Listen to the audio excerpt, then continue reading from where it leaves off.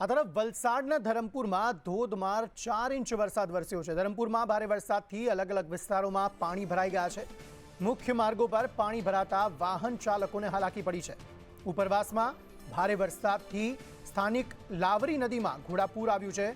ચીચોઝર જતા મુખ્ય માર્ગ પણ કોઝવે જે આવેલો છે તે પણ આખે આખો પાણીમાં ગરકાવ થઈ ગયો છે, જેના કારણે આ બંને વચ્ચેનો જે રસ્તો છે તેનો સંપર્ક જે છે તે કપાયો છે। જાવેદ ખાન વધુ માહિતી આપી રહ્યા છે। જી જાવેદ। જી, વહેલી સવારથી વલસાડ જિલ્લામાં વરસાદનું આગમન થયું અને ખાસ કરીને ધરમપુરના અંતરિયાળ વિસ્તાર અને ધરમપુર વિસ્તારમાં 4 ઇંચ જેટલો વરસાદ ખાબકતા ધરમપુરના નીચાણવાળા વિસ્તારોમાં ઠેર ઠેર પાણી ભરાયા। તો સાથે ધરમપુર શહેરને અડીને આવેલું ચીચોઝર ગામ, જ્યાં લાવરી નદીમાં પાણીનો ધસમસતો પ્રવાહ જોવા મળ્યો। ઘોડાપુરને લઈને ચીચોઝર જતો જે માર્ગ છે એ બંધ થઈ ગયો છે, જેના કારણે જે છે સ્થાનિકોને અવરજવર કરવા માટે ભારે હાલાકીનો સામનો કરવો પડ્યો છે। આભાર સમગ્ર માહિતી આપવા માટે।